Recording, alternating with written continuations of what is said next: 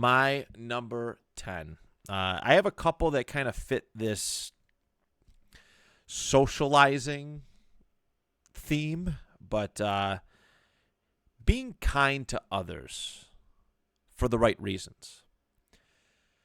Many, many years ago, I would do kind things for people in hopes that that kindness would be returned. All right. If I made somebody feel special on their birthday, I'd do it and hope that that was returned back to me on my own birthday. If I bought somebody something, I felt like I could almost purchase their friendship or their love or their respect. And I whiffed bad on this for a long time.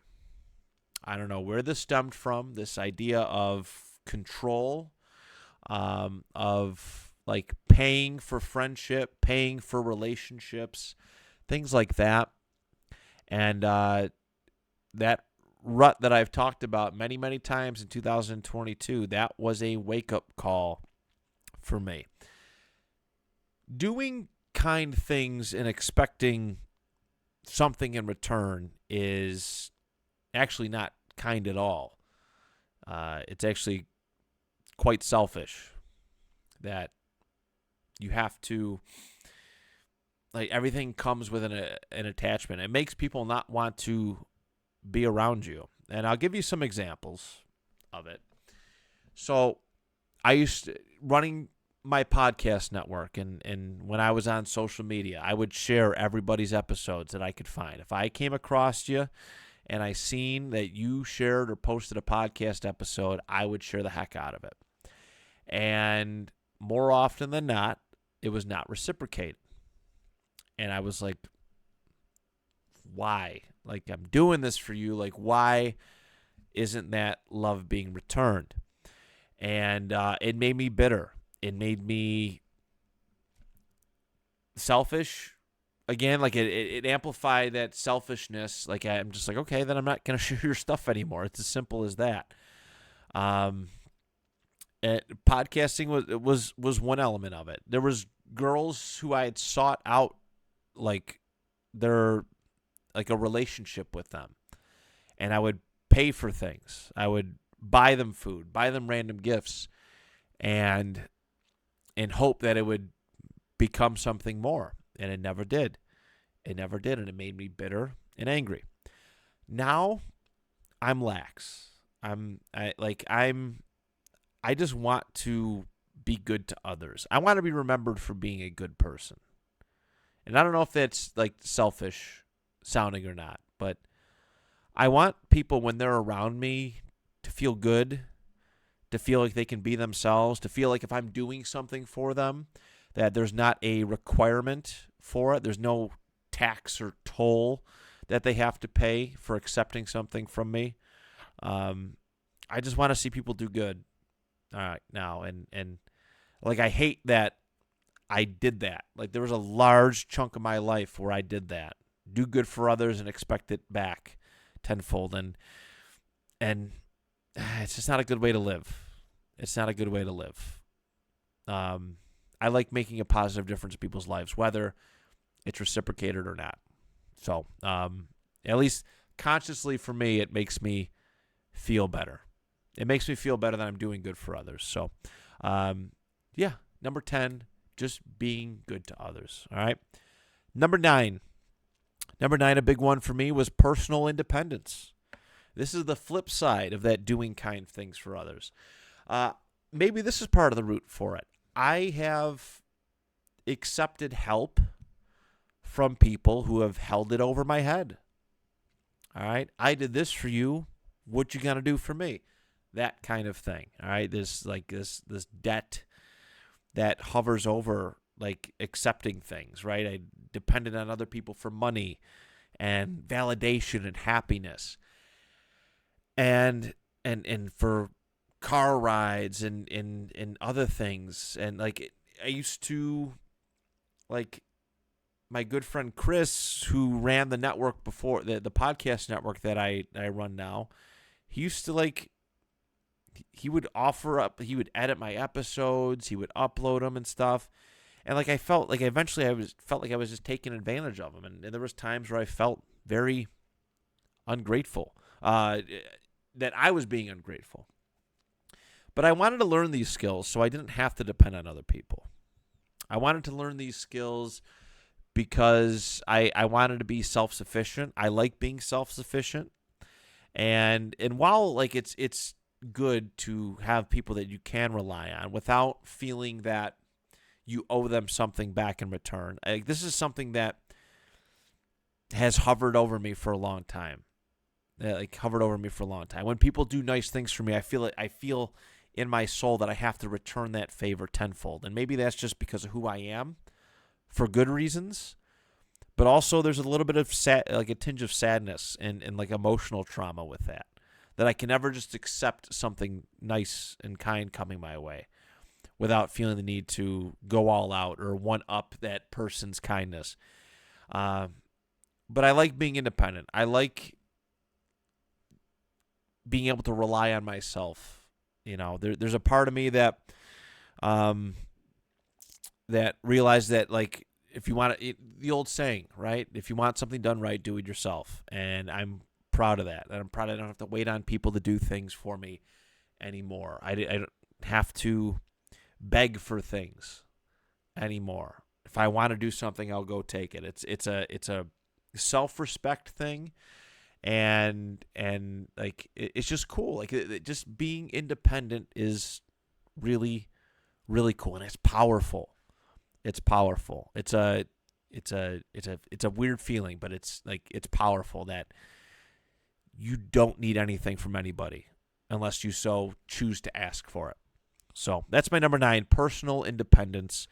I have a lot of great friends who help me when need be. I like to offer help to them and such, but I love that deep down, I truly don't need anybody.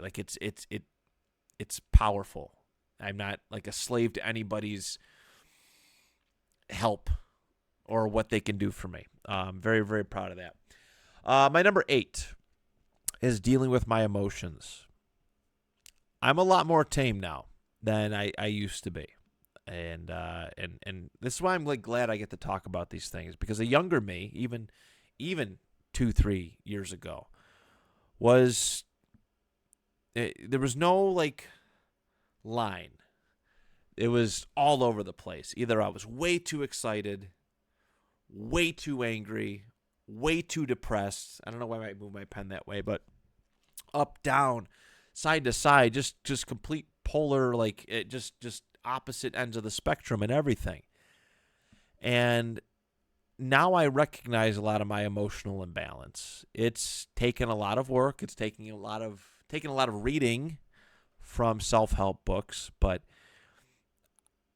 and again, I'm flawed. It's not perfect all the time, but I have a much better grasp on my emotions and how I deal with them at 34 years old than I ever have in my life. And it's taken a lot of work, but I'm very, very proud of how far I've come. I feel again, this goes back to number 10, people can be okay being around me, right? They can say something and I don't get worked up and super angry if I don't agree with it, which is going to bleed into my next one. But it's taken a lot of work. It's taken a lot of work. Emotional maturity is something that's, I don't know if it's common. People I've noticed a lot of people tend to let loose emotionally sometimes. And even too excited, it's can be weird and overbearing too. I've noticed that, which is it's hard to say because yes, we always seek happiness and we want to be excited about things, but there's also a level of taming that beast that helps you enjoy things a little bit more. That's my number 8. Number 7 is disagreements with people. And this is there's a lot of layers to this. There's disagreements with people that I love and care about, friends, family, people that I see on a regular basis. It's social media stuff, seeing something that I disagree with, whatever it may be, and feeling the need to argue about it. I don't argue anymore. I don't like to. I don't push back. I find arguments very rarely they're rarely ever worth your time. All right, arguing about something that's a debated topic, you are never ever going to change someone's mind. Like social media, for example, there's all sorts of bubbles on. Like you get into a political debate, or you cross upon something and you see something that you don't necessarily agree with or like, and you feel the need to have an argument or try for an argument. And it's just like, it's not worth the time and effort, no matter how silly or stupid that you may personally feel about somebody's comments. It's not worth it. You're never going to change their mind. So you just let stuff go. All right. People say stupid, silly things to me all the time in real life. And I just shake my head and not. Because again, the disagreement argument thing is not worth it.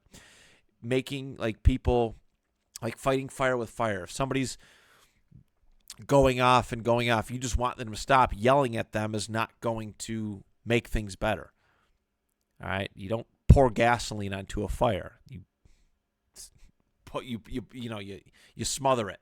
You don't feed it with oxygen or gasoline. You know what I mean?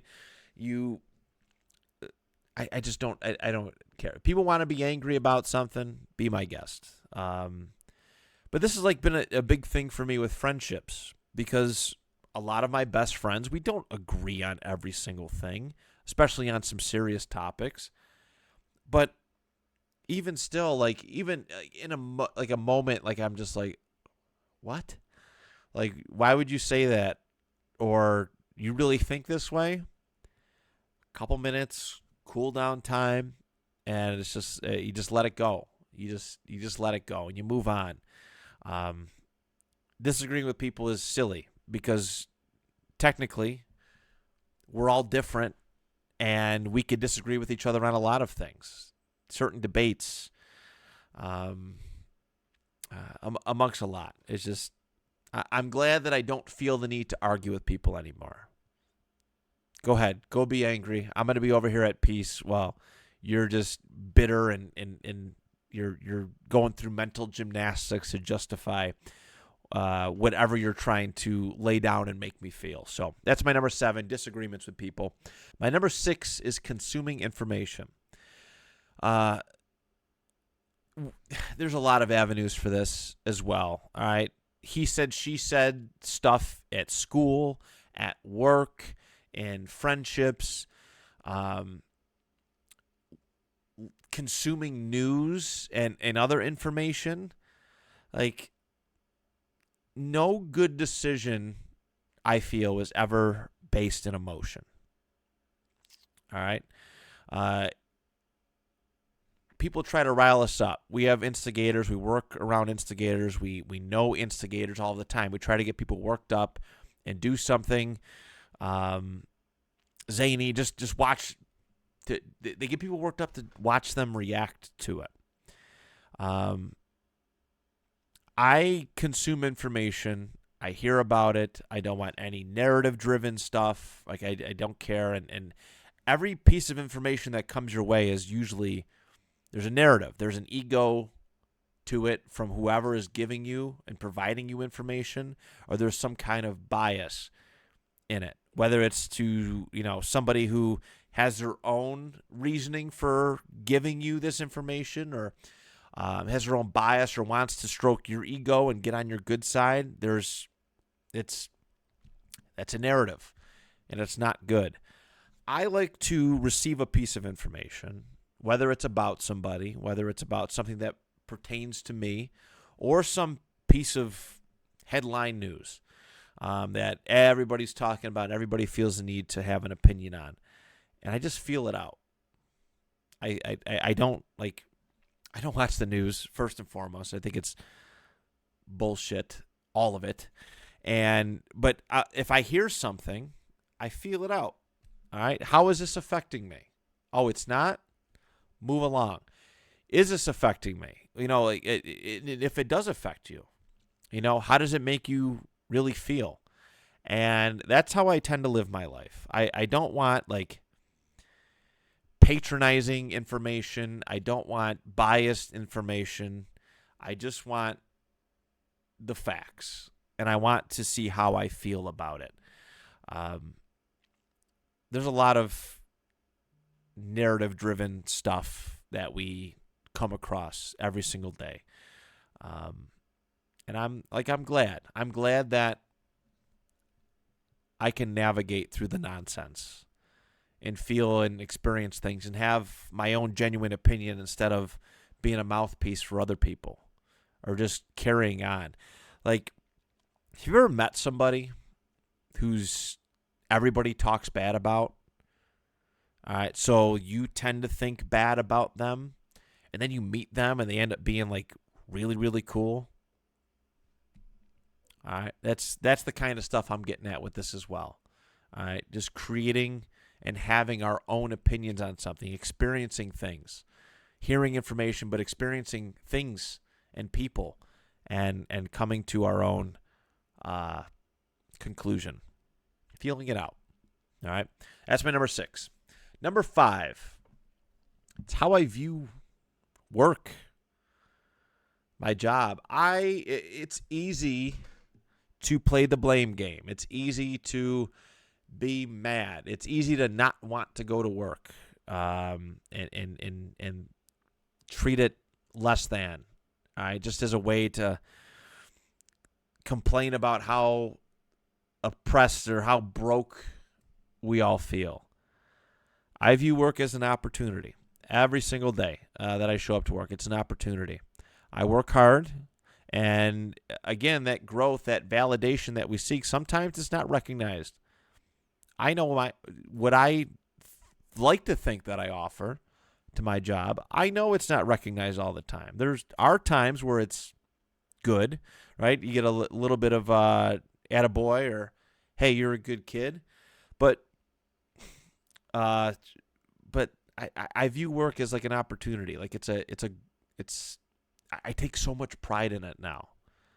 This is, again, every choice, good or bad, that I've made has led me to this job that I'm currently at. Whether, there's a lot of things that annoy me. There's a lot of people that annoy me. There's a lot of rules and policies that annoy me. But it's also how I pay for things. All right. It's how I afford my life. It's how I afford to have a life and experience the world and go take my kid to fairs and so much more. I take a lot of pride in my work, and I'm glad that the turnaround happened, that it's not just something that I have to do. It's something that I want to do. I look forward to waking up most days and going to accomplish something and challenging myself and being a better, more valuable worker, at least in my own eyes, whether or not my bosses recognize it. So that's my number 5. How I view work has grown considerably over the last couple of years. Probably the last 3 or 4 has been my most significant jump. My number 4 is my reliance and use of drugs and alcohol. I was never a junkie or anything like that. The extent of my drug use was recreational marijuana, which it's a drug, but it's definitely not anything that's, hard, super, super dangerous. Alcohol was my first, bad vice, and I only did it. I did it for the wrong reasons. I've talked about, actually, it's been a little while since I've talked about it, but I started drinking because everybody else did it. So I want to partake. I want to do this. Doing it for acceptance, social acceptance. I did it for a long time, right? I was the guy walking in to a party or some kind of family function, and I got a 30 rack of beers or a 12 pack, just something of the sorts, looking forward to getting my fix, getting my buzz. And then several years after high school, probably 8, 9, 10 years, I started dabbling in the devil's lettuce, trying it. A lot of people around me were partaking, and I did it. And I did it for a while. I did it for social acceptance.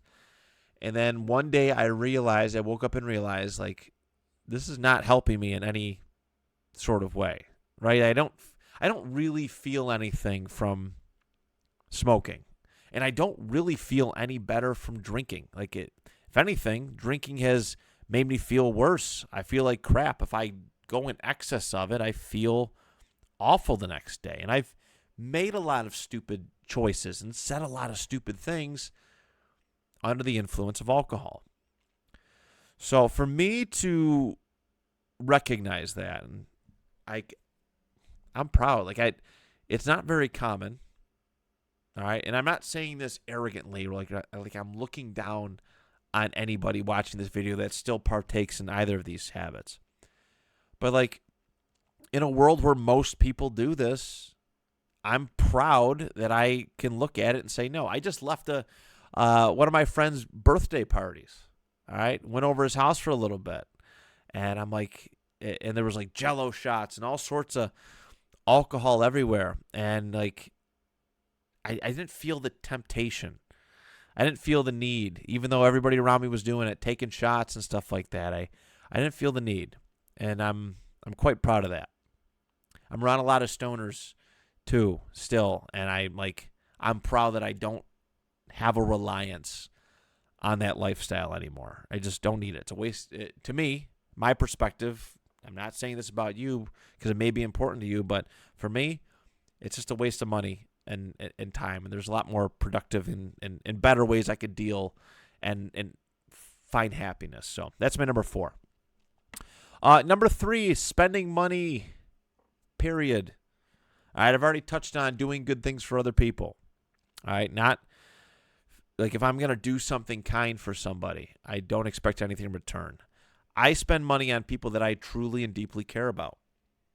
All right, and more often than not, without asking and without expectation, that love is returned tenfold. And it's really nice that I don't expect anything in return. I love my friends. I love my family. I want to see them do good. I want to see them be happy. And I want to be that person. Like, this is another, I mean, I guess a sub list aspect of this, but like Christmas. I love to give stuff. As a kid, who likes to give stuff? Nobody. You want to see how many presents you get, what you get specifically. I'm more invested in making other people's Christmas holiday feel special or their birthday feel special with what I can provide to them, whether it's reciprocated or not. I spend money a lot more wisely. I don't spend extra money on material possessions. I just don't. It doesn't do anything for me. I don't feel anything from buying material possessions. I don't need toys or posters or other like just stuff. I just or electronics. Like, I just don't need it. Like, I don't need to spend money on it. If it's given as a gift, awesome, great, and then it's special. But as far as like buying stuff for me, I say this a lot on the show, but I'd rather spend my money on moments and memories than material possessions. And it has served me very, very good. This is something I did for a long time where I bought something, felt the need to post about it, share about it. Hey, look what I just bought. Look at this. Look at that. Look at that. Look at all these jerseys I got. Look at these cool glass cups that I have no idea where they're at that I purchased on a display for me because nobody comes over my house. Like, I'm proud. And since I've recognized this habit, this dangerous habit, my quality of life has improved, I feel. And I do. I have a lot more things that I recognize and like life experiences I can look back on. and tell people about. So that's my number 3, is the way I spend money in general. Number two, the way that I utilized social media. I talk about this a lot. I won't spend a whole lot of time on it, but my social media experiences, for those who never watched one of these videos before, attention seeking. Hey, look at me, look at me. Look what I've bought. All right, look at what I've done. Hey, here's me with my shirt off. Look at all the weight I lost. Give me validation. Give me likes. Share my podcast episodes, stuff like that. I'm not about that anymore. The only things I like to post are, and like I do like social media for Eat Sleep List, TikTok, Instagram. That's it. I post content and hope for people interaction. But from a personal level, I post like adorable pictures of my son because I'm proud of him. I love him to death. Like, I want to be like somebody who just spreads positivity.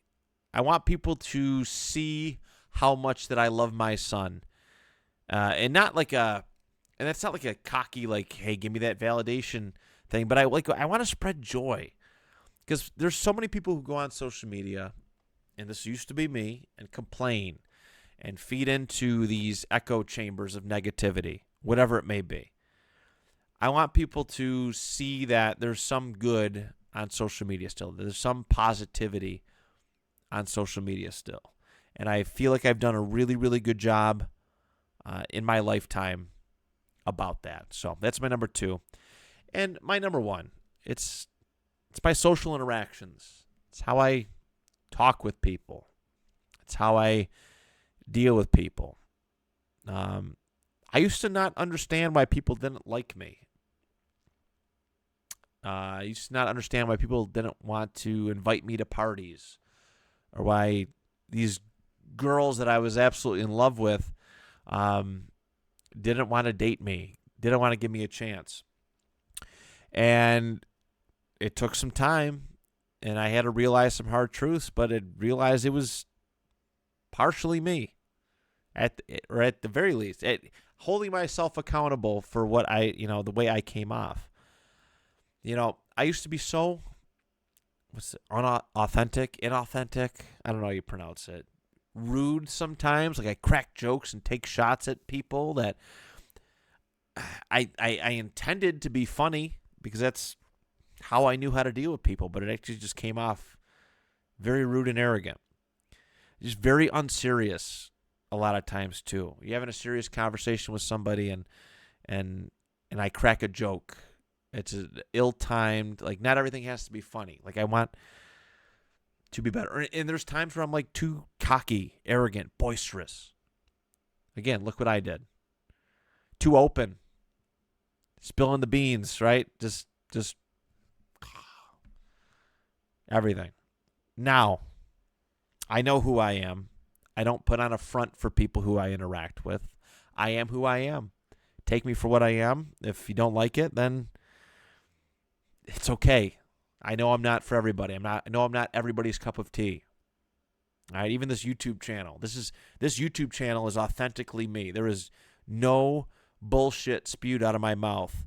Like, I'm 100% honest, to a fault sometimes, but I'm honest. I'm a little bit more reserved. I'm not overly excitable. I'm not overwhelming interacting with people. I'm calm, cool, and collected. All right, there's no too high or too low. It's just serious. I can have a serious conversation with people and not feel the need to insert an ill-timed joke. And I also like to be kinder. All right, I like to be kinder. I want people to feel comfortable talking to me. I want people to feel the need, like that they can come to me about anything and not be made to feel bad, even at the expense of like a joke or something. Like, I want people to feel that they can come to me and be built up. I keep it real. That sounded really weird to say out loud. I am like, if I will tell you what I see if you're doing something wrong, but I will make you feel good about it at the same time. I will make you feel like you're not a piece of crap. I take pride in that. I do. It's taken me a long time to be that way. I used to be somebody who would take information from people and gossip and tell everybody about it. Because I'm around a lot of people who talk shit about people that they supposedly love and care about, and I see how gross it is now. And I don't want to be like that. I don't want to be like that. I'm careful. I choose my words carefully. And it's led to me putting some walls up, no doubt. I like to protect my peace, but most importantly, I want people to feel like they can trust me. I want people to feel that they can come to me about anything. And this is something I'm trying to do with my son now. As he starts to get older, I don't want him to be afraid to talk to me about things, about a mistake that he made or something, well, I guess something bad that he did. That's kind of a mistake too. I want him to feel that he can come to me about anything. Call me at any time and not be afraid of what's to come. There it is, everybody. The growth list.